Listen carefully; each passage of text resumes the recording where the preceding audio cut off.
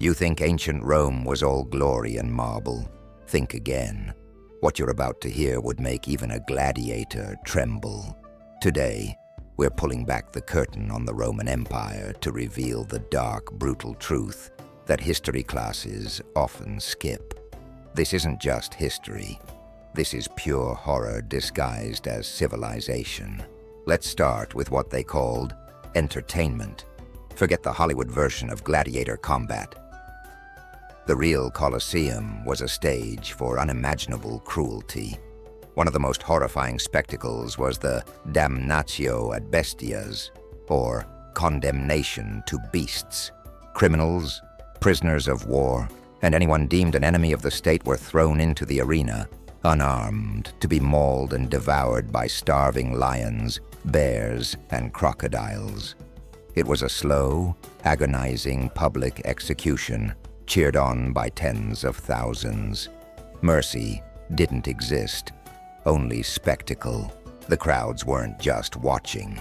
They were participating in a ritual of state-sanctioned terror, designed to show everyone the absolute power of Rome. And that was nothing compared to what came next. Let's talk about punishment. The Romans perfected cruelty into an art form. The most infamous method was, of course, crucifixion.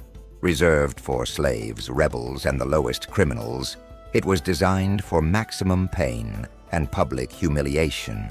Victims could hang for days, slowly dying from asphyxiation, dehydration, and exhaustion, all while being mocked by passers-by. It was a billboard of Roman authority, a terrifying warning to anyone who dared to defy the empire. This wasn't just about punishment. It was about power. It sent a clear message. This is what happens when you cross us. If you think this was too much, wait until you hear how they punished their own. Betrayal within the military was met with a uniquely Roman form of collective punishment called decimation. If a legion was found guilty of cowardice or mutiny, the unit was divided into groups of 10. One soldier from each group would be chosen by lot and then beaten to death by the other 9. His own comrades, his brothers in arms, were forced to become his executioners. Imagine the psychological torment. You either kill your friend or face the same fate. This is the part of Roman history your teachers never told you. It was a chillingly effective tool for maintaining discipline through sheer terror. Even the emperors themselves weren't safe from the madness. The empire's history is littered with tales of emperors who took cruelty to a personal, psychopathic level. Caligula, for instance, was infamous for his sadistic games. He allegedly had audience members thrown to wild animals when the supply of criminals ran out. He forced parents to watch their children's executions and then dine with him immediately after, expecting them to be cheerful. Nero used Christians as human torches to light his garden parties. They believed cruelty was strength.